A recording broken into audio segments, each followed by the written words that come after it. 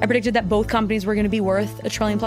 Everyone thought I was crazy. And here we are. I think job titles are almost dead come 2027. I honestly think that in 2026, delegation is a wealth strategy. We all know that AI can help us level up our net worth and our career. But now that everyone has access to that tool, how do we actually use it to get ahead? Well, Allie Miller is here to tell us exactly how. Allie is the #1 most followed voice in AI business and an AI advisor to Fortune 500 companies. Today, she tells us how to use AI to grow wealth. Suddenly, instead of giving them the AI research for free or for an extra 4 digits, I can upsell, and now it's an additional 5 or 6-digit business. What behaviors will keep you behind? That is what every other person is going to tell you to do in AI. And I'm here to tell you that is bad advice in 2026. And how to protect our kids online. I personally think that it is incredibly dangerous to have relationships with AI.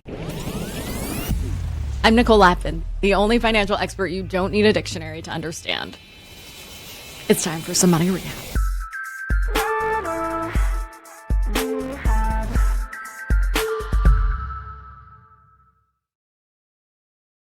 Allie Miller, welcome to Money Rehab. Thank you for having me. So excited to have you.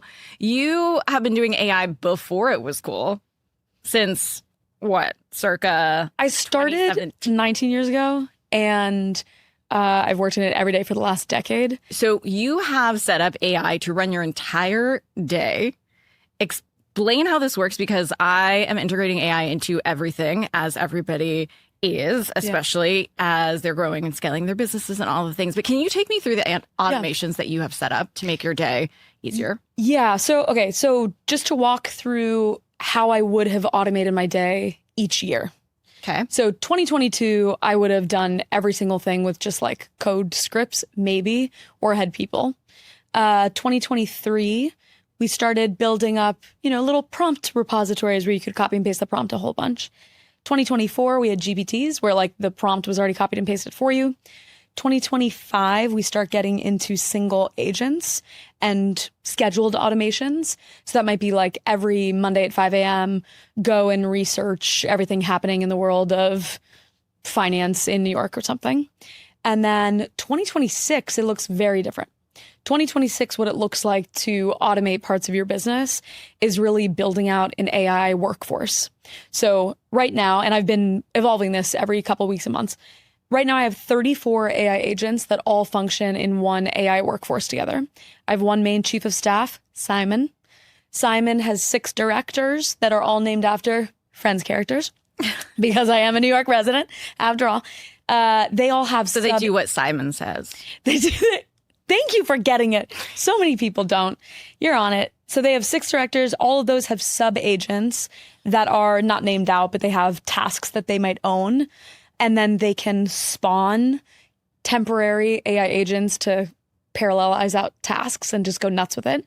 And then very, very importantly, and I'm sure, you have an assistant as well, what I learned was that it's not just about building agents. It's about building the system around agents. So Simon doesn't just manage this whole workforce. I gave Simon a little assistant named Toby, and Toby's whole job is just to take notes on what is happening and to see where things are still getting stuck, where memory still has to be updated, where the faults are, where the strengths are. And so I have systems that support my systems. Every single person should be building an AI workforce. Every single person should have a Toby, and no one should be doing things that looked like 2023, 2024 automation. But how? And do we need 34 of them? You can have 3, you can have 80. I do think that there's a future where all of us are managing hundreds or thousands of agents. Maybe we are only managing 1 and then they divvy out. But the amazing thing is that you don't have to be technical to build any of these things. Like the power of delegation does not require you to be technical. And I honestly think that in 2026, delegation is a wealth strategy. So I would, #1, open up any of the more like agenty tools. So that would be Claude Code, Claude Cowork, Codex, Anti-Gravity. But you use Claude. I mostly use, actually now I'm split between Claude Code and Codex. But there Codex are is others. like the ChatGPT version. Yeah, Codex is from OpenAI, Claude Code and Claude Cowork is from Anthropic, and they have slightly different strengths. But you would go into either of these agent harnesses, and all you'd have to do is literally type build me an AI agent that does XYZ. So we're asking for these things in natural language, and then the system is going to write it all out. But you can also go one level above that and just say to your system, I hate doing XYZ, or I am so tired, checking my morning inbox. I feel like I keep missing important calendar events, right? Give it the complaint and then have it work with you to figure out those goals, figure out those systems to solve it. And it might be solved in one agent or an entire workforce, whatever that thing is. But these systems are now smart enough to reason through. If you just come to it with complaints, it's going to sit there and interview you and ask you questions. And maybe you have documents in your, desktop that describe you already, or your Gmail that describes you already. And these systems are going to build that out, again, without a single line of coding. I love complaining to Claude. Feels nice. I mean, it's like I love bossing rehab. Claude Yeah. around. It's true. It's schedule rehab. It's life rehab. Yeah. So all of these agents are doing all of your personal things and all of your business things, all mushed together. Yeah, many personal things and many business things. I still employ humans, but it is a smattering. I think for many solopreneurs or entrepreneurs, there is no line between personal and work. Certainly, if you're in an enterprise setting or even like a medium enterprise setting, there is going to be a lot of security practices that make you separate the two, even just devices that are going to be different. But for me, my 34 AI agent workforce is cut across my whole life because a lot of the skills that I need in my personal, I need in my work too. You say you also employ humans. Which humans are those? And what do you think AI is not going to be able to take over? So I have full-time humans, part-time humans. Every single person on my team is required to have these AI first practices. And so I think every single person is punching above their weight class. Every single person has these AI systems that are expanding their capabilities. And so it feels like, even though I have a team of, a couple full-time people, it feels like we're functioning as a team of 50. And so I think job titles are almost dead come 2027. And it's really going to be like zones of influence. So I don't hire someone who has a really narrow title. I say, in general, your job is to think about what we put out there. And in 2023, I might have called that a content lead. And in 2027, I might just say you're an AI first marketing lead or whatever that category is. But it really does feel like I have 3 zones of operation for people. There's back office operations admin side. There's front facing marketing clienty side. And then there's product engineering design side. But what about your personal life? Like you're not getting an AI hair stylist. I mean, you're saying I did this all on my own? It's beautiful. So in my personal life, first of all, my calendars intersect. So if I'm having an AI agent, for example, look at my calendar several weeks out to figure out, like I have an AI agent that is predicting my energy levels 2 to 3 weeks out to proactively. Yeah. So imagine, let's just say that today you have 4 back-to-back podcast recordings, and then you're going to a 20-person dinner that you're hosting, right? That is a very high intensity day. And maybe you can keep that up for 3-4 days in a row, maybe 5 because you're amazing. But come day 6, you're like, get me the hell out of here, right? And you're just like, I want to be in the fetal position. Wouldn't it be great if you had a system, human, AI, both combined, looking ahead and proactively saying, Nicole, I want to help you. I'm sensing that in a month, you're going to be burnt out. Rather than letting you get to that level, let me support you now. And at the very least, flag, hey, I think this is about to come. It looks like you have some free time after that. Do you want me to go ahead and proactively find a day or 2 that you can take off? And so we have these systems in place that aren't just taking little tasks off our plate. But AI today, it's about buying back time. And so I'm using AI not to do that just present, but future, and retroactively look at what's happening. So each of the agents, there's an energy monitoring agent that you have. So so those 6 directors. So Simon's whole job is to direct the 6 directors. He's just like traffic control, right? He's the orchestrator. He's the lead all over them. We've got 6 that are modeled after the Friends characters, kind of similar to what they were in the show. So Ross, education, right? He's thinking about all the workshops that we're putting on. When we're training a massive financial institution, how are we thinking about that as compared to training out a pharmaceutical company or whatever? Rachel, she worked at Bloomingdale's, so she's got the client side. So all of our client relationships, CRM management, proactively flagging when a client is really happy and we should double down or whatever. And Phoebe is this weirdo that I added at the last second. I only used to have these 5 directors.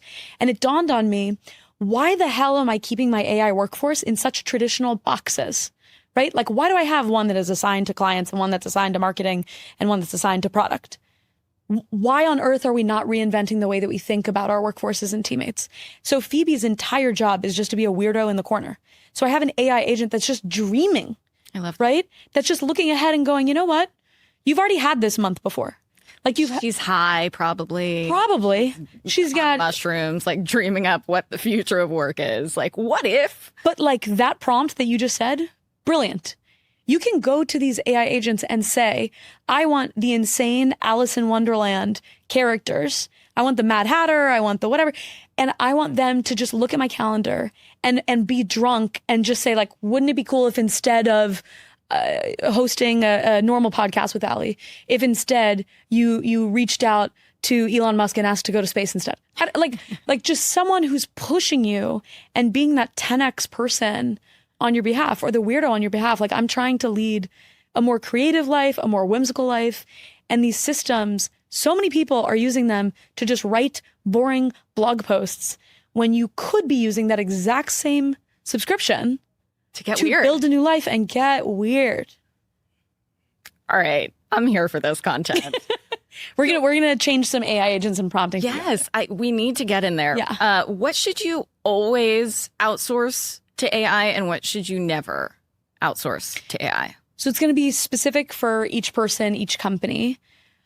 I personally think that I'm not trying to outsource things that feel low integrity to outsource. So one example is writing thank you notes to clients or to people who host me for things or friends, or I love writing thank you notes. I will never, like, maybe I have AI come up with a word, but I'm writing it all. That just feels low integrity to delegate. The second is it's when I really want the like intelligent cycles on it. So if I'm trying to learn a new skill, like AI can help you show knowledge, but it's not going to help you learn. So if I'm really trying to learn a new skill, why on earth would I completely offload it to AI? I want to go through that struggle. So again, depending on who you are, what you're trying to learn, I would not offload that. There will be some data security differences between people. And for that, it helps to understand like where your data even goes when you put it into these systems, which I'm happy to explain. And then in terms, explain, especially about money, because we're money rehab. So we think about this all the time. Yeah. Finance, personal finance, insurance. I lost my home in the fires. I put a lot of my insurance stuff through AI without even thinking. I was bleary-eyed and it did help. But then I wondered after the fact, I had some remorse about that. Yeah. Investments, wealth management. What should you put in there and what should you not? And when you say that it helped you in what way? Break down, understand really dense policies. Nobody's actually reading their insurance policies until you have to. Yeah. And so I had, a natural disaster that we went through. That was the first time I ever opened my insurance policy. And I was like, even for me, who's in finance, this sounds like complete gibberish jargon. Help me understand like what my benefits are and what I should be saying to the... Yeah, and your insurance policy looks a lot like many others' insurance policy. It's not really like an N of one. And so I would already feel a little bit better about putting something like that in. The thing that I would want every single person to understand is that you get to decide your own risk posture. There are people who send naked photos over Instagram, right? There are people who feel totally fine exposing certain types of data on certain platforms. I'm not here to judge on either direction. What I would be looking at, though, is how these systems work. So if you put a prompt in, you might be sharing your data to allow for these AI labs to use your data to train upcoming models. And so the first thing that I tell every single person is to go into the settings of these systems. OpenAI, Anthropic, they all default to opting your data in for these like personal plans.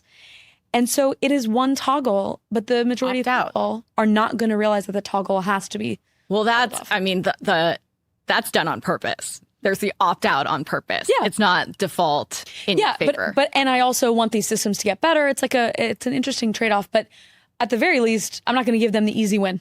So I'm going to toggle off the data sharing. And then if I have that toggled off, where is my data actually going? So if I prompt into these systems and then I get some answer out and I didn't set it as that temporary ghost thing in the corner, if it's a normal prompt, it stays in their system or on their servers for 30 days.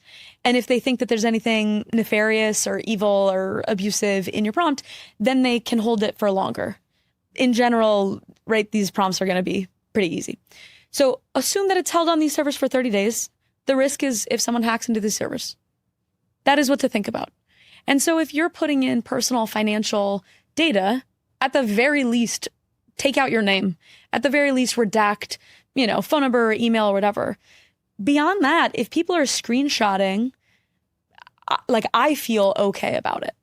Screenshotting your bank statements, screenshotting your brokerage account. Yeah, because in that moment, I'm probably getting more value than the thing that I'm giving them, right? And so I might also turn memory off. There's a lot of other small pieces. So I would want people to toggle data sharing with the AI lab off. If you're really, really trying to be secure, I would turn memory off. I would set it up as a temporary chat, which all these systems have. And if you're really worried, and this is what I do for finance, questions, is I only run it locally. So it doesn't even go out to the cloud. It's only on my laptop. Worst case scenario is that someone steals my laptop in a cafe kind of thing. I think it's important to remember, too, with all of these products, it's been said that if you're not paying for the product, you are the product. Right? And but some we of are the products are coming these out with ads. Yeah. And there's still, right now, it is said that that AI labs are subsidizing our token cost. And so maybe our subscription today is $20 or $200, but there is a future maybe where the subscription goes up or there's a $2,000 subscription tier.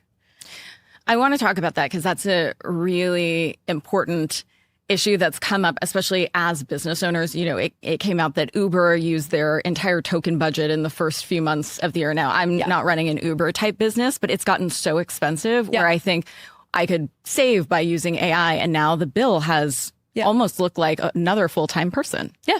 The smartest people, though, whether it's in finance or not, they can look at something on a plate and analyze trade-offs. So if I am given the cost of tokens and the cost of a human, I'm not actually comparing those two things against each other. I'm comparing the transformational gains that I get from having that human who also uses that AI. And so if I'm looking at rich people, if I'm looking at time-rich people and time-rich people win the same way, which is that they're buying time back. So if I'm looking at the spend of these tokens, I'm not analyzing it based on how many blog posts it gets me to. I'm analyzing it based on what outcomes it gets me to and what time it allows me to buy back. How should you think about your token budget?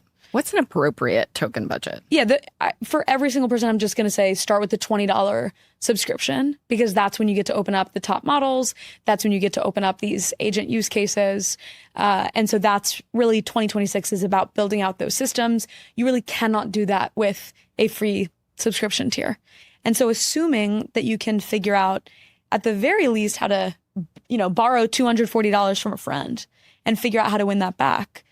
I really do think that people can win that back in weeks, right? If you're selling a course that's a $300 course and having AI for an entire year gets you one more sale, it's worth it. So it's looking at this trade-off and realizing that the floor of how businesses are run in 2026 and beyond has been raised. And so it is kind of because everybody's doing it. So yeah, and I spend money on DocuSign. I spend money on more Google storage. I spend money on devices. I spend money on hosting. Everything. And so all these things, some of them are more expensive than my AI subscription. I know. Lately, I've been thinking about this is the digital version of going to Target. Where so I go to Target and I think everything's inexpensive. So we're going shopping. Not if you buy the amount that I buy, but yeah. And that's what happens. And then I see the Anthropic charges and everything that's come up. And I'm like, okay, AI agent here, or AI thing here, or whatever for video, or whatever for this. And at the end, I'm like checking out at Target with a $300 cart when I thought I was coming in for Oreos and face wash. It happens hopefully less in the AI world because it's that one flat subscription. And I would hope that most people aren't going nuts like Uber on API costs. But yeah, what I would want people to feel is like a sense of abundance with these AI systems. And that's like a very Silicon Valley word. But so many business users of these AI systems, they're using the free tier or they're using the $20 subscription tier. And they're not doing things that make their business more money. Like I've said this 1,000 times, productivity is a trap, right? If we only go after productivity, if we only try and do things faster, your business is not going to make that much more money. And so you won't be able to justify the spend really of any of these AI systems, particularly if you're giving the best AI systems to every single person on your team. So what is going to make you more money? The thing that makes you more money is looking at what business lines you run, how you're actually running this, and actually working toward reinvention and transformation. So I created a prompt to allow people to do this. And the basics of it is asking AI to interview you in depth. Like I'm talking 20-minute back and forth interview on who you are, what you're running, and to work backwards from artifacts and outcomes. So if every single month I send my clients a client recap of what is happening in the world of AI, maybe that still makes sense as an artifact. But if I'm sending a research report on AI, let's say that I send AI research reports to every single client every month. The only reason I'm sending those research reports is so that they can make better decisions, right? So that they can make better organizational structure decisions or procurement decisions or whatever. I'm doing something that helps them do something, right? Generic answer. What if I just expanded my business to literally help them with the something? What if I used AI to build out a platform that allowed me to jump on calls with clients and in live mode, figure out how to solve their problems, and underneath it all has that AI research. Suddenly, instead of giving them the AI research for free or for an extra 4 digits, I can upsell, and now it's an additional 5 or 6-digit business. So I have this prompt that basically works backwards, engineers backwards from what business are you actually running? And by that, I mean, what value are you providing to the world? The way you have provided it, the process by which you've provided it.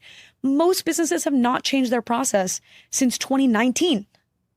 They're just doing what they do faster. And it makes me depressed, like doubled over with depression, seeing that people are just doing small things in their business faster. And so I actually think really a bad piece of advice is to look at your day and to look at a task and to give that task to AI. That is what every other person is going to tell you to do in AI.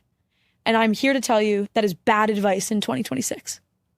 So what's better advice? Better advice is to work backwards from that transformation. Like I think that right now, and this is particularly for finance and gaining new leverage, right? Like I want people to view AI not as a tool, but as leverage. And so that means reinventing those workflows, maybe establishing new business lines. And that means probably going to an AI system, having it interview you, having it really deeply understand your business, what outcomes you drive, who you drive them for, who do you serve, who do you not serve, what are your business strengths, what are your weaknesses, what resources do you have, how many people do you have, how long have you been in business? All of these answers I want my AI system to have because I want it to reinvent and brainstorm with me on my behalf. And to be this dreamer and to be this weird, whimsical reinvention layer so that I'm not running the same business in 2026 that I am in 2019. And by the way, my clients are going to be that much happier because they're going to go, oh my God, we didn't have time to reinvent our business. Thank you for stepping ahead and being the person who's running a startup or a smaller team that can do this, that can sprint ahead. Like individuals or small, medium businesses or entrepreneurs, they have more time to be able to sprint on a larger client's behalf. I mean, I find the interview process quite elucidating myself. Like, I find it very interesting because it forces me to think about those questions in a way that Are you I hadn't typing? Are before. you dictating? How are you doing it? I'm doing a little bit of both. Yeah. I switch on and off. Good. Depending on where I am also. Yeah. Like, if I'm in public, I'm not talking. If I'm in public, I'm talking to AI. Really? Oh my God, all the time. I'm going on walks. I start my mornings with AI. I'm talking back and forth with it. Sometimes I'll just like, even this was last week, but my friend and I were having a conversation and both of us were like, wait a second, are we saying smart things? Should we have AI be recording this? So we opened up Otter. We recapped the conversation thus far. It took like, 3 minutes to recap. And then we just had to record our entire conversation. That became content. That became edits to our, the way that we send client proposals. That became context. Like I'm constantly building up context. So what guardrails should you keep in mind when giving context around your wealth, and how should you leverage AI to grow wealth? To be clear, I think there are going to be some people who just never share personal finance information with these AI systems. And if that is the decision you want to take, by all means, go for it. But you should still leverage these AI systems to understand new topics, to better understand how interest rates may impact your system, to understand how the Fed works. Like I went crazy deep with AI systems to understand the Fed. I understood that, like, oh my God, Cleveland as a hub for the Fed, like as a region, has more leverage than San Francisco does for the whole West Coast. That like Cleveland votes every 2 cycles, San Francisco votes every 3. Maybe that doesn't change crazy things about my business, but all of that, it's leveraging it as a tutor. But that's a generic topic. And yet it might change the way that I run my business. And the average person's not doing that. Totally. But sister, you were just on Mel Robbins' show and she had a bunch of controversy about telling people to upload their financial documents. Do you agree? I think there are going to be some people who do and some people who don't. I think the biggest thing that I would want every single person to hear is it is up to you. But in the absence of sharing this really deep personal data, whether that's healthcare, whether that's finance, whether that's family, friends, there's a spectrum of this. You can still gain leverage from it. That's really what I'm trying to say. I do think that locally run AI, which a lot of these, videos, they're mostly talking about AI lab platforms like Google, OpenAI, Anthropic, Microsoft. If you're running things locally, it is only sitting on your laptop. So I hesitate telling people, don't put any of this data in, because there are smart, safe ways of doing it. And I would hate if half the population, and particularly women from these videos, if they're not getting that value because they're worried or because they don't trust the AI labs, which again, I totally understand. But if you spin up, it's a product called LM Studio. There's a bunch of others. I have no relationship with them. But if you download something called LM Studio, you can download open source models. You run the whole freaking thing on your laptop. That is it. It doesn't go anywhere. You can upload as many documents as you want. You can delete the things after. There's no retention. It's on your computer. And so I think we as a society are, in my mind, and this is going to be a hot take, but I think we are so quick to react negatively to finance advice, to healthcare advice, to anything that we're seeing on social media. And I want more people to take a step back and to understand how these systems at least work. Because maybe there is a safer route, a more private route, a local route that's only run on your devices, because that still allows you to gain that power, that leverage, that ability to build wealth or knowledge and gain that for your life or your business. And I don't want people to lose that. So Mel wasn't wrong.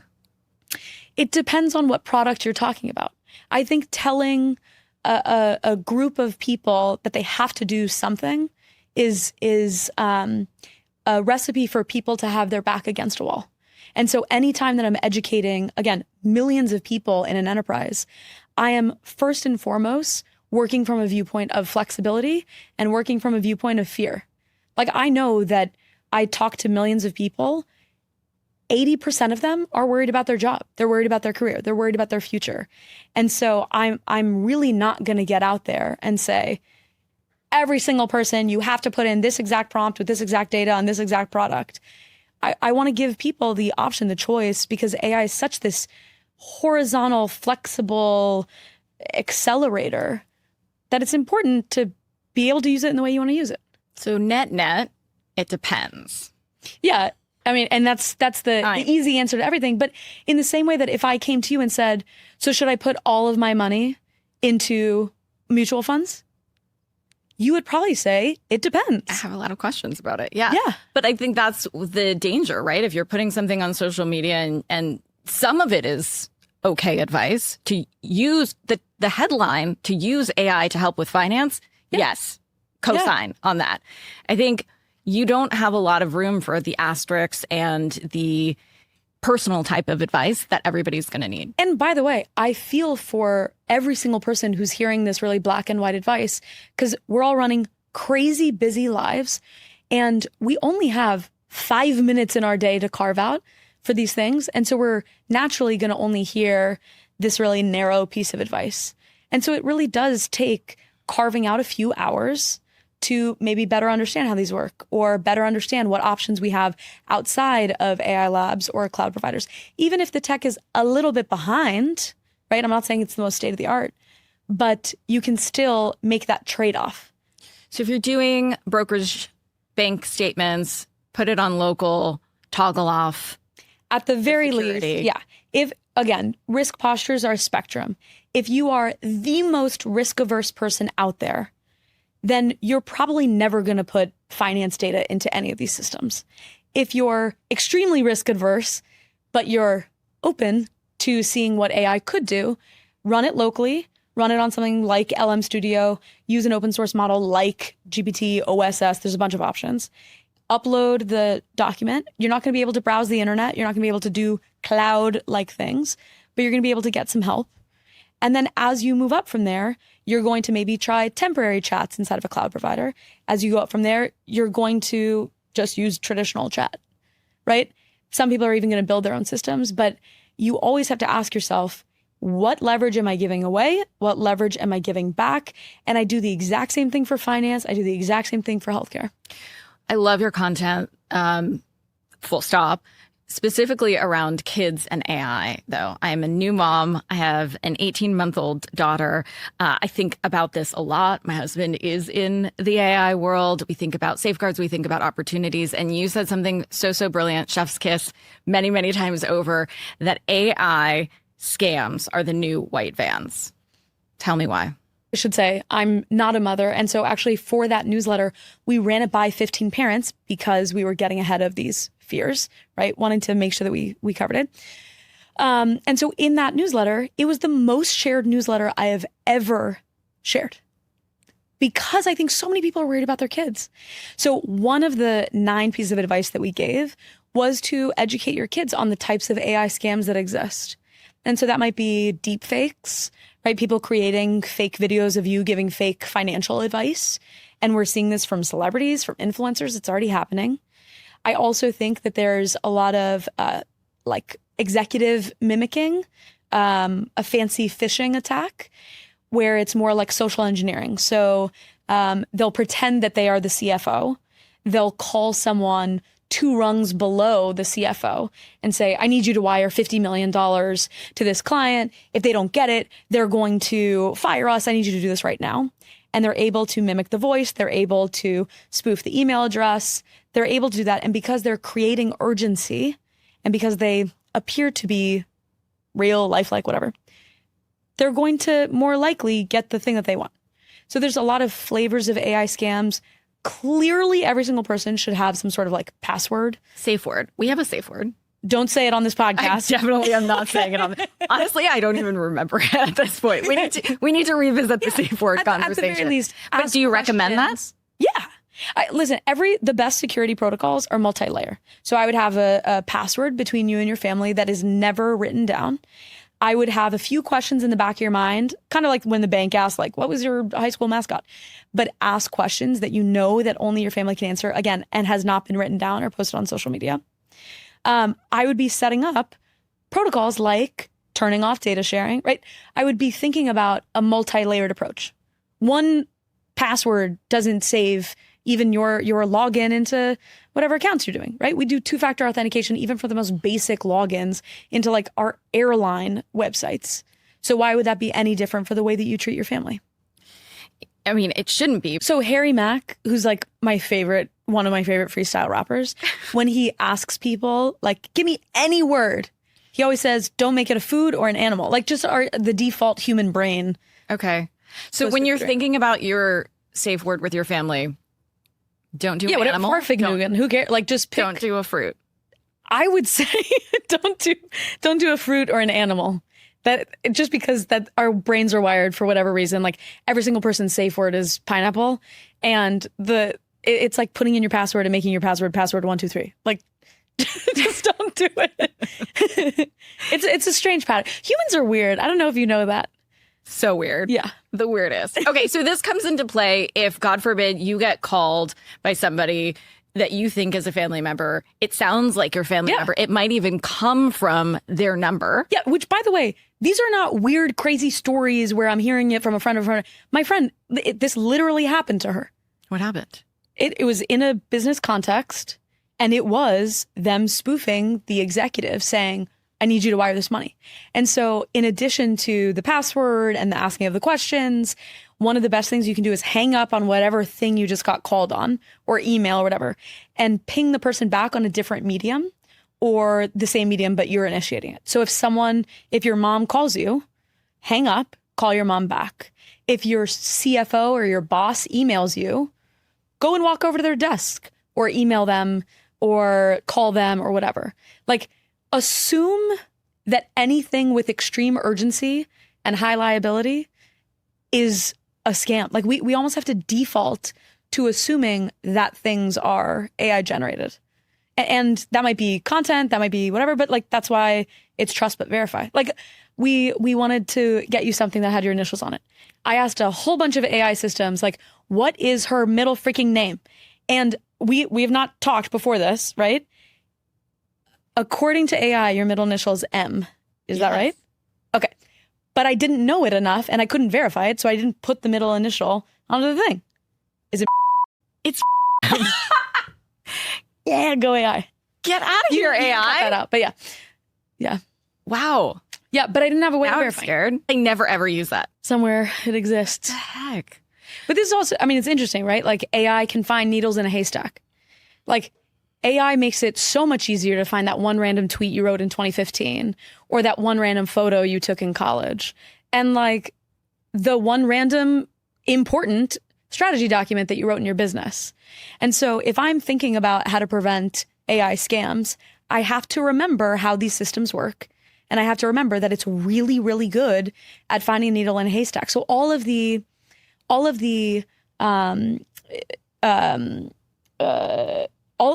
assumptions that we had of how people could find information on the internet, they are now wrong. This idea that like, oh, no one could ever find that about me.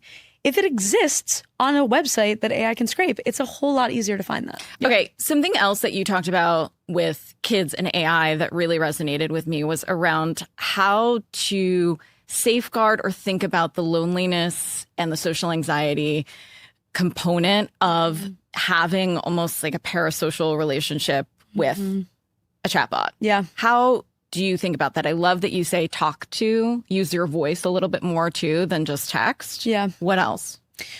So can I tell you a story? This is, I met a woman in New York. She's around 40. She's raising her daughter, who's about 10, and she's specifically raising her daughter to be a 90s kid. So she Lo-fi. Yeah. Dumb phone. Yes. So she has her kid. The only thing on her phone is that it is a phone. So she can call. It's a Nokia flip phone situation. It could be, but she basically has bricked all the other apps out. So there's no Uber, there's no Spotify, whatever. And so she has told her daughter, if you want to make plans with someone, you have to call them. You can't text. Or if you're going to hang out with them, you can't hang out with your phones. Or even the movies that she's watching, the types of movies, they're from the 90s. And a few, new ones. But like, what is she watching? ET? What's happening? I think that's 84. I got to look up when ET was. But just like slower paced things. Like, I think that there's Instagram accounts that celebrate the 90s that are coming back. Our clothing and trends in fashion, 90s are coming back. I talked to a friend who runs like an in-person event planning business. It is skyrocketing, right? humans want real connection. Like we want to reach, yes, ET phone up. We want to be with people. And so if I were a parent, and I've talked to so many parents about this, find ways of making sure your child has in-person interactions with you, with other parents, right? Socializing them out, interactions with other kids, just more variety and more exposure, I think, is so important, because they should know that the alternative is this beautiful human connection. It is in the absence of that I think a lot of people might go to something like an AI chatbot. I love the idea of living in the 90s in theory, but then I fast forward and I think, well, if her friends are going to have smartphones and she doesn't, what's the implications of that? She's going to hate me. I need to then maybe find her or, practically get a hold of her or use an app or something like that. And so in theory, I love this idea, but does it work in practice? So I can only, relay back the examples that I've heard that are anecdotal. My cousins also do this. And I think the big thing is that they're looking at trade-offs. And so if there was a safety issue, I'm sure, and I'm pretty sure that all of them have the location turned on where the parent can see. So that's, certainly one big help. Maybe some of them allow for things like Uber, but they're probably blocking social media apps, and the trade-off might not be there for those.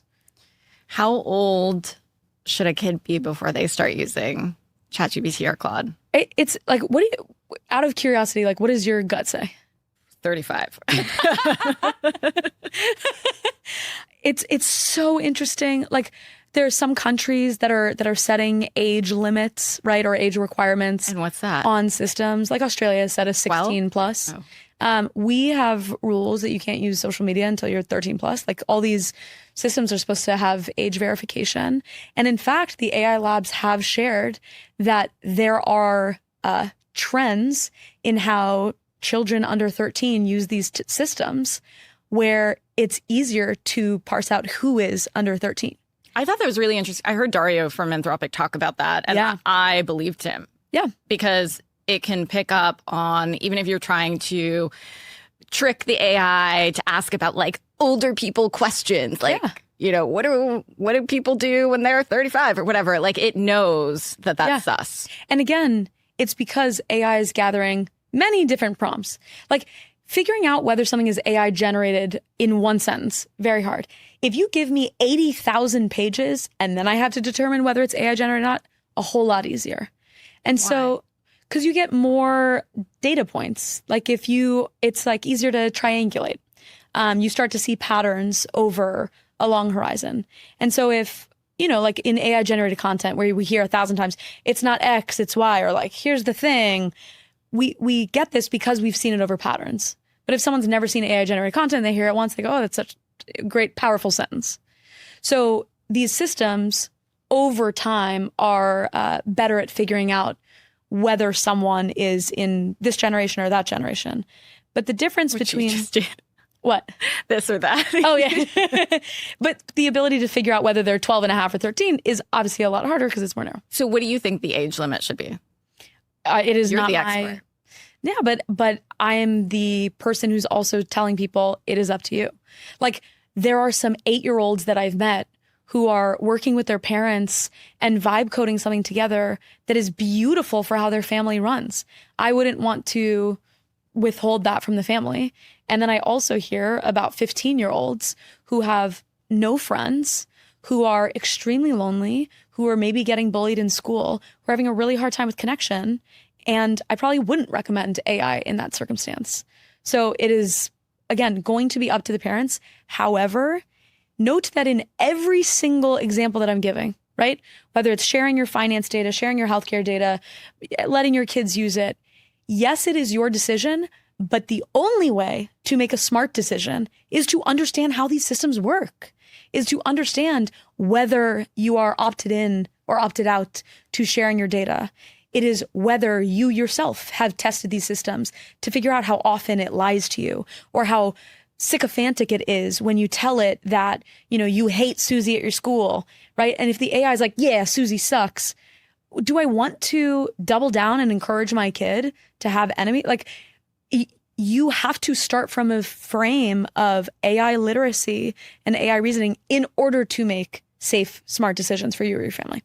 How do you suggest younger people deal with that sycophantic nature of AI? Or how can I, as a parent, talk to my daughter and say, it's okay to push back? Maybe Susie's not a bad girl. I don't know. Can I tell you the funniest hack that I have figured out? Please. Okay. So if you go to AI and you're like, I'm thinking about launching this business, do you think it's a good idea? Already the way that I've asked it is extremely biased, right? And so it is much more likely to respond back with yes. Why? Because I've said that it's my idea and I've already framed it from a positive. The first thing that I would do is first ask it in an unbiased way. So more like, what do you think of this idea? Already, you're going to get a slightly better answer.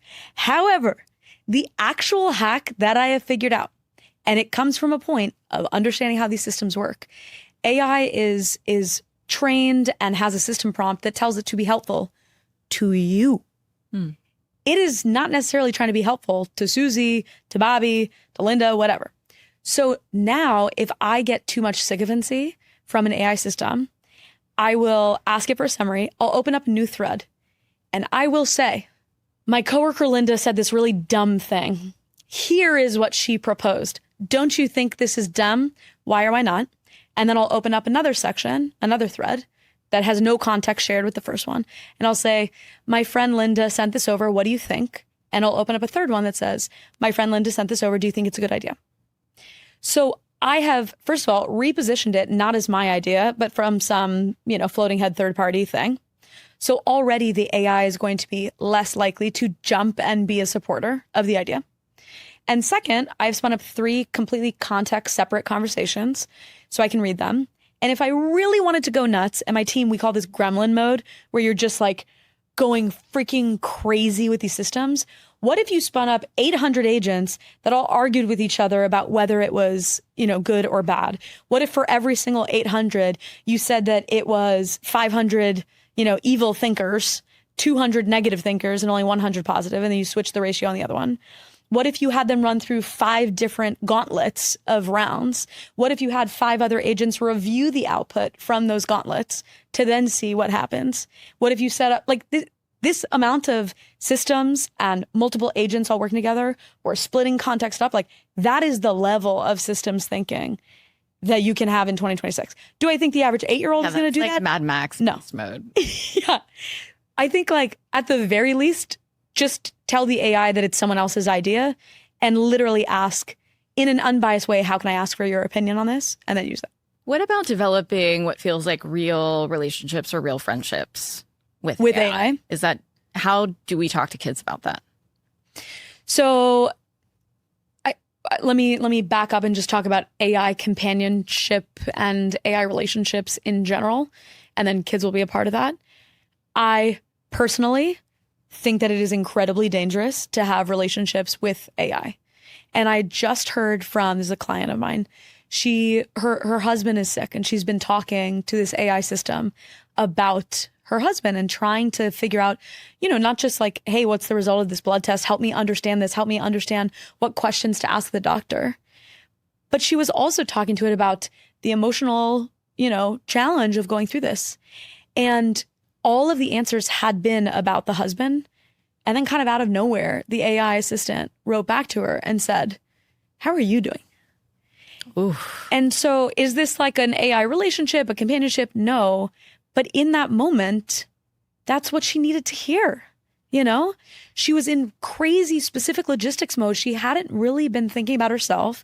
And so just that question allowed her to break her routine, take a step back, and make sure that she was showing up as her full self to be able to support her husband and her family. I think that is, and again, this is just my opinion, but from my opinion, I think that was a healthy way of using AI because it reminded her to do the right thing for herself and to therefore have a better impact on her family. Do I think that people should have 6 AI girlfriends and not tell any single person in their life? No, that's not the world I want to live in. Throw your computer on the floor, kick me out. Like I don't want that. And for children, just for what it's worth. Like, I would be hesitant to purchase any AI toy. I've talked to a couple parents in the AI space that are like, oh, we bought our kid an AI toy. I'm like, you did? Oh, they're stuffed animals with. Yeah, I would say pretty strong no to that. Yeah, that's a no for me, dog. Yeah. Do you think of Claude as your friend? Because you have these names for the agent. Yeah, it's a weird thing because it's easier for me to say, hey, can you ask Monica, right? Instead of can you ask R2650? It's just the way humans think about things. It's easier. I do know some people that have named them all after inanimate objects where they're like, hey, can you ask Spoon XYZ? And so maybe that person gets a little bit more, space between them and their AI. But it feels anthropomorphized. Like everybody says it's the name of the freaking company. Yeah. Yeah. I think that there's this flip side to it where actually the best way to work with these systems in 2026 is to dictate to them instead of type, because it's more natural, is to ask for things in natural language instead of come with this like regimented set of steps 1 through 5. Prompts. And so if I thought that someone could be more natural if they're calling it by a name like Claude or Susie or whatever, that might be worth the leverage point of getting better context layers with these systems. Interesting. Yeah. So in the same way as the social media advice is like, pretend like you're FaceTiming with somebody because you'll get better content like you're talking to a friend. And I mean, that's also because a human is on the other side reading it. And in this case, it's you reading it. But we naturally want this to be the case. Like we want to be able to get more personalized output. And so if someone is talking to a system that is called RX650, how are you going to naturally do that? You're going to write to it like it's Google in 2020. You're going to write to it and say, best way to run business 2026. If this system is called Nicole instead, you're going to say, Nicole, man, I've had a really stressful day. Here's what is really pissing me off when it comes to making content. I feel like I'm not showing up as my natural self. I feel like it's too hard to film videos back to back. I feel like I only have free time at 2:00 in the morning. Nicole, just be there for me and walk me through what the hell I'm doing wrong. I don't have that type of language with RX650. And so again, it comes back to the point that I've tried to make now for years. AI is not a tool. If you view it as a tool, you will gain 20 to 30% productivity. You're going to talk to it like it's Google. You're going to talk to it like it's ChatGPT in 2023.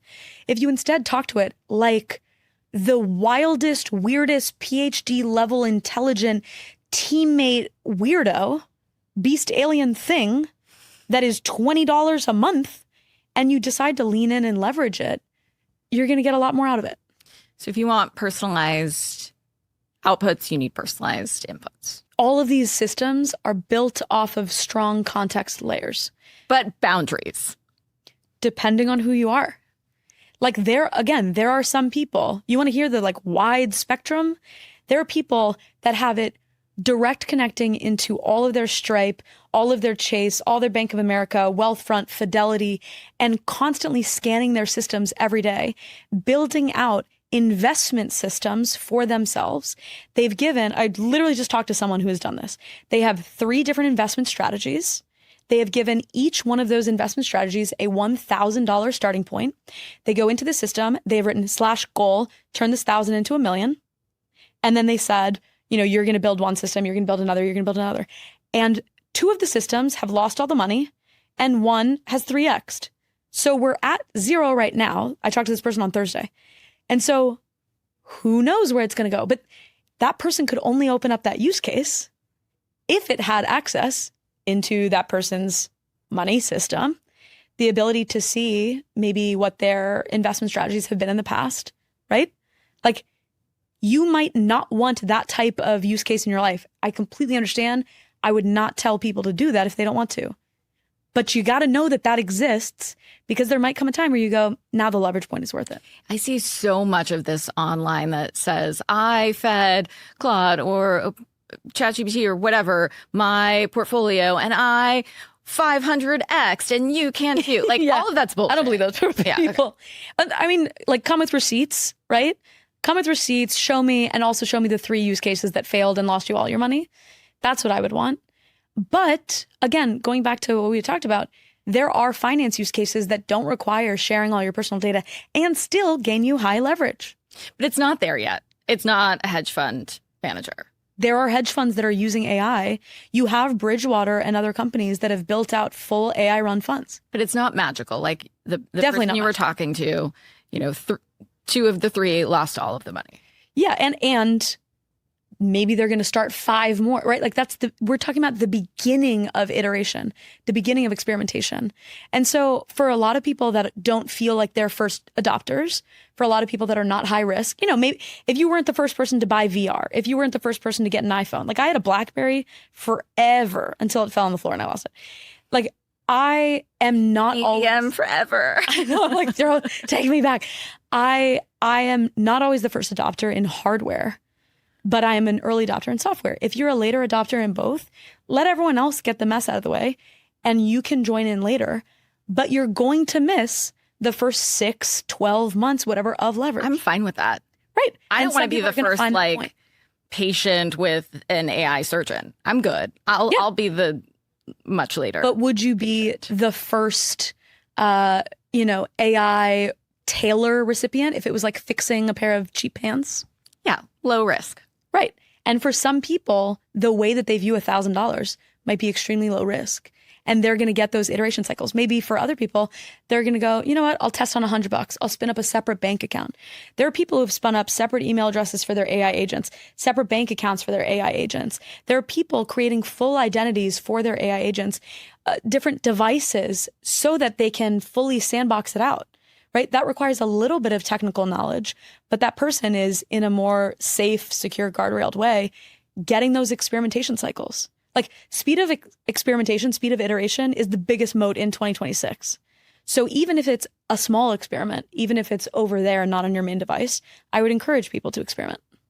I mean, risk reward correlated. And so yeah, higher risk, potentially higher reward. Yeah. But when do you think it's going to get there when it comes to wealth management, investing? Because you laid out, what it looked like for the last 5 years very eloquently. What about 2020, the rest of 2026 and 2027?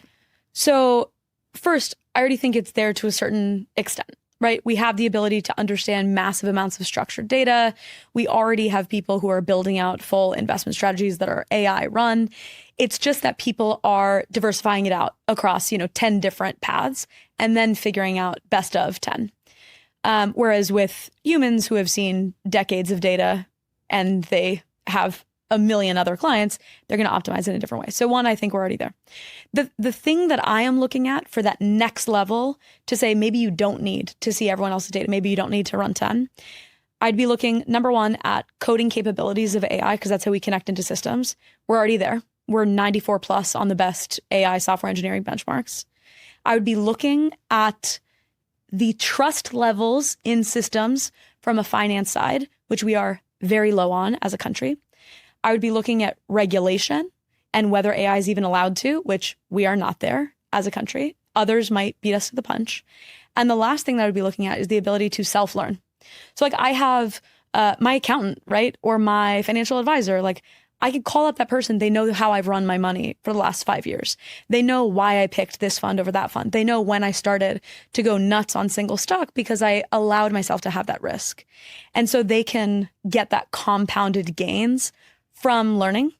AI right now, the ability to self-learn, we're not there yet. And 2026 will be early innings of self-learning. But I think you could really, really imagine, again, minus that trust and regulation side, because I can't quite predict the society side, but you can imagine a system from the coding, math, and human personalization side that could hit that in 2027. I mean, for Private Wealth Collective, which is our wealth management company, we use AI all the time, but there are also humans. So I think it has to be a both situation. You can have alpha or an edge by analyzing big data sets, but you also need a human to take a look at what the strategy should be. And somebody needs to pick up the phone. And a lot of money is emotional. You are spot on, especially on that last piece. And we talked about AI companionship stuff. Like, I still want to complain to my accountant when I have to pay quarterly taxes. Like, it still feels like I have someone in on it with me. However, you might have someone at the system level, not the fund level. So I might have an AI managing 1/10 of my high risk money. And I might have a human who's looking over the other 90% plus that 10. Do they have to go into the weeds on exactly how AI is managing that money? I don't know. Like, I do think that there are high risk people who invested all their money into 401k in crypto, right? Who go to these people and they say, it's okay if you have 20% of my money run by 5 different AI experiments. And if it is a good idea, they will gain outsized leverage. Totally. If it's a bad idea, we're going to hear about it in the news. It's a different ballpark for people that can afford to lose that, no problem. When we had Jason Oppenheim on the show, he said that he thought humanoids would replace lower end real estate agents probably in the next 10 to 15 years. Do you think he's right? I hate humanoids. I think that humanoids are not a technology that people even want. Like, you talked about how money is emotional. Anything that looks like a human is emotional. Hands are like some of the most human communicative things. We're like the only ones with opposable thumbs, right? Elon always talks about that with the robots. That yes, the hands is the hardest part. Yes, to replicate. Yeah. Grasping is like one of the hardest things for AI. But it's like I don't think humanoids are not going to. This is my own prediction, and I'm happy to be proven wrong. But I've posted my AI predictions for the last 8 years, and they've been pretty good. I don't think humanoids are going to be affordable mass market products in the next 10 years. Really? Yeah, it's and by mass market, I'm talking about like under $5,000. Okay. So right now, if you spent $50,000 to $100,000, you could have a humanoid that doesn't really do much stuff, but it looks like a human in its shape. It can maybe fall and come back up. It can maybe hold a box. But if you look at like Humanoid GPT, research paper that just came out, Humanoid GPT is the ability to show it a new task, and then it can mimic you without falling or without making a mistake. It was right something like 92% of the time. Humans are 100%, right? Assuming that we can model, assuming that our like knees can bend that much, right? Assuming that we're not old or out of shape or injured. And so the risk is still way too high. The cost is still way too high. The product iteration cycle is too long. I think the interesting parts of robots is not a thing that looks like a human. I think it's an arm coming out of your kitchen or something that is, like an AI vacuum or more purpose-built, probably smaller and probably less creepy. What about a babysitter to just be there? Would you hire an AI babysitter? I would not be the first to hire an AI babysitter. That's for sure. I mean, so first of all, we have like people that are already using AI to a certain extent. Like there's already baby monitors that have breath detection who are detecting whether your baby maybe has stopped breathing and will alert you. So there's already AI in these components. Do I need like a Susie from the Jetsons to wear a doily and like hold a child? Absolutely not. Okay, so we're bearish on the prediction for humanoids. I've been hearing a lot that plumbers, electricians, the boring businesses are more AI proofed because it's going to be a while before AI is going to take over those kinds of businesses. Do you think that's true? Anything that is high liability, high regulation, extreme levels of human trust required, or something with like teeny moving, anything that requires like very small movements of the hands, like fixing a pipe. Those are generally going to be safer. I think that electricians, plumbers, all of the boring businesses, which I don't actually find them that boring. I literally just had like a long conversation with an HVAC engineer and he's like, I've never been asked this many questions. So I think all jobs are very interesting, but those people are still private equity companies, big firms are buying up all of these businesses. Yeah, because as a consortium, you can gain mass leverage using AI or at least digitization across all those as a group.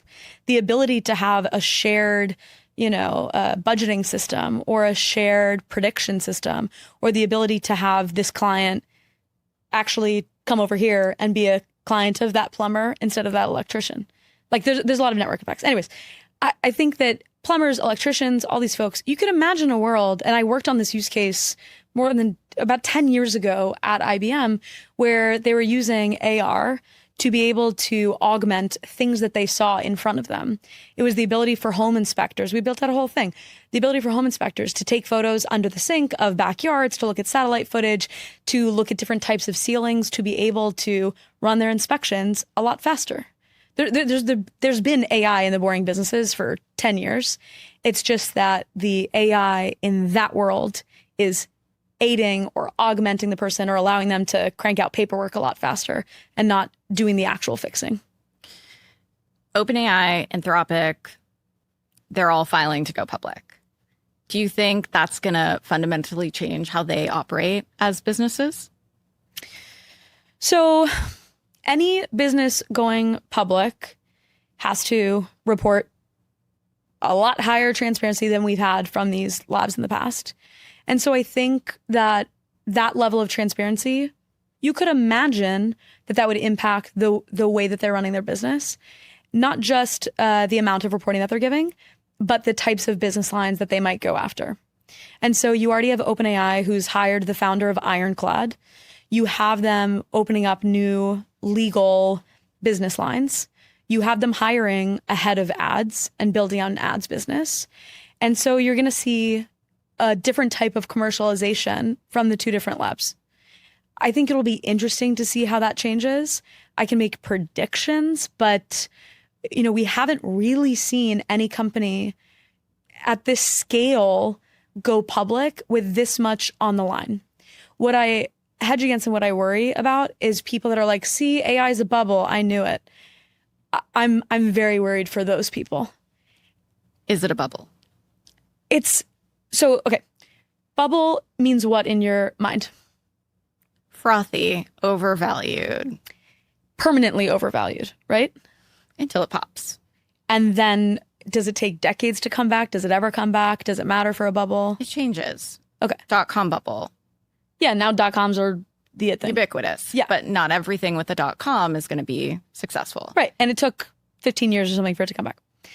I think that people are going to see stocks dip, and that, across Google, Meta, whatever, any of these companies that are already public, NVIDIA, and they're going to say, see, that proves my point.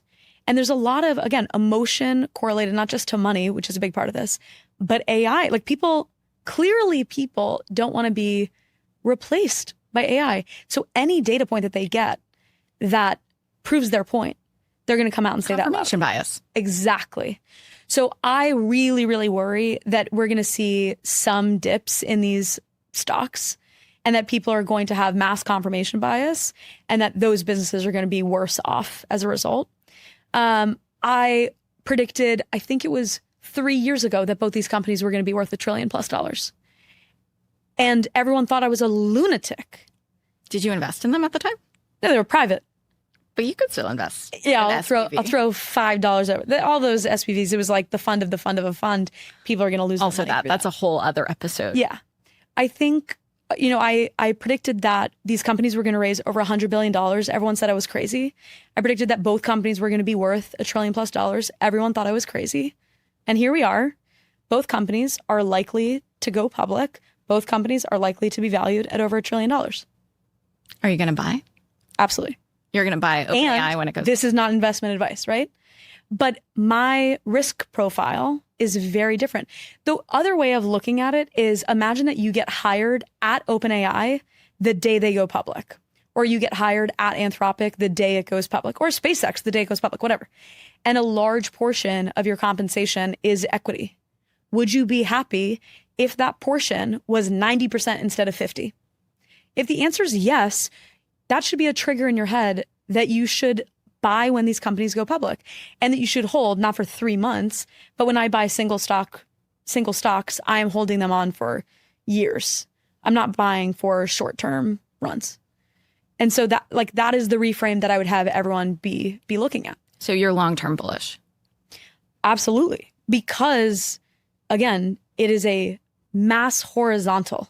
Like it is like electricity. It is like fuel. It is so hard for me to imagine that AI will be any less performant than it is now, any less pervasive than it is now. And if you agree with me and you believe that at the very least it's neutral for a couple of years and then it goes up or whatever, then that also makes sense that you would want to invest in that as well. So what are people calling you crazy about now that you think is going to happen? Ooh. Well, I mean, you already called me crazy once in this podcast. I did. Which was talking in public to AI. I have a very hard time imagining that anyone is typing for most of their day in the next couple of years. So bullish on like the whisper. I think flows every single thing is going to be voice enabled. I have a very hard time imagining that phones with screens are going to be our main device in 5 to 10 years. I think people still have smartphones, right? In the same way that people still have flip phones today or fax machines today. But I think voice is going to be everything. I think multimodal will be everything. And that was another piece of that kids and AI advice. Multimodal is, I mean, how humans are. We're not just in words. We're also in visual. We're also in audio. Like I'll call my sister and I'll be like, oh, what's that word that doesn't mean like beep, beep, but means like wow, wow. Right? And she's like, oh, okay, plaster. And I'm like, yeah, I knew it.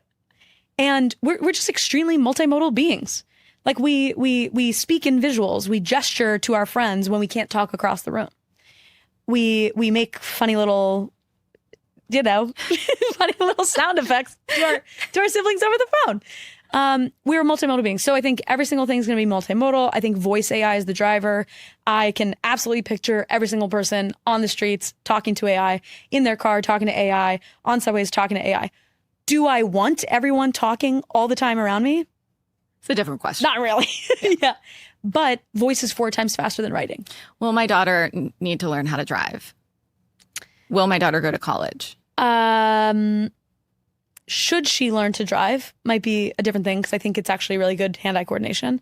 Will she need to learn to drive? My guess would be no. Will there be college? I think it'll look very different. Also, like New York kids don't learn to drive and they clearly have grown to be like badass adults.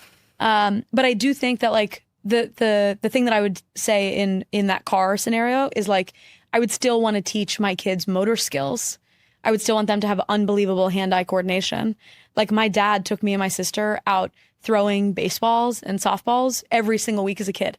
My hand-eye coordination is unfreaking believable because of that. And look at you now. And look at me now, darts expert. I think so. Motor, multimodal for sure. What was the second one? Cars. Do I want them to learn cars? What was the other one? Go to college. So have you read about Alpha School?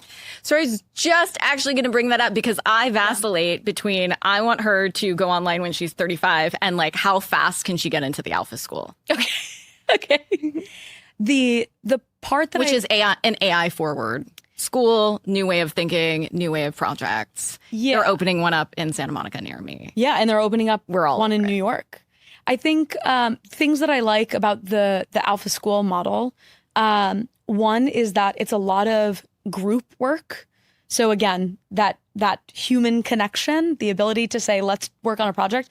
Like, I don't remember that many group projects that I did when I was 7 or 10. It was mostly when I was like in college or grad school. And so I want a lot more group work. They still have adults in the room for, I think it's 2+ hours of instruction. It's probably more capitalism driven than the average person might want in education because a lot of what the outcome is building businesses, whether that's like a lawn mowing business or like an AI services business. But it teaches people to gamble on themselves, to be crazy, crazy high curiosity, to have high agency, to deal with failure, to think in systems, to work with others. Like I would absolutely want my kid to learn that. I look forward to seeing other models of schools. So it's not just Alpha School versus traditional schooling. Beta school.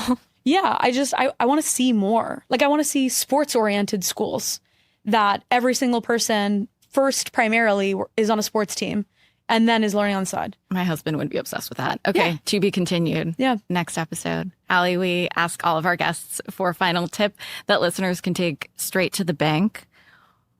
What's an AI hack that we should use to maximize our financial potential?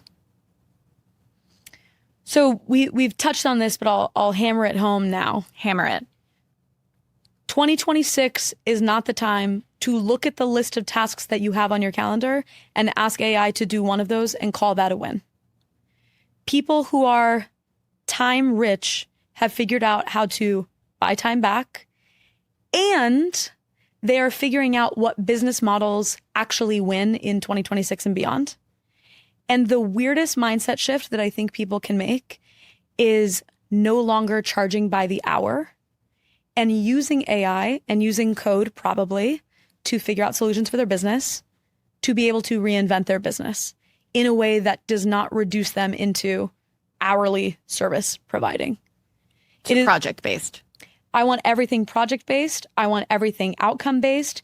And I want you constantly talking back and forth to AI, building up context and building systems that allow you to do that thing rather than you being in the weeds doing the thing. Like a weirdo.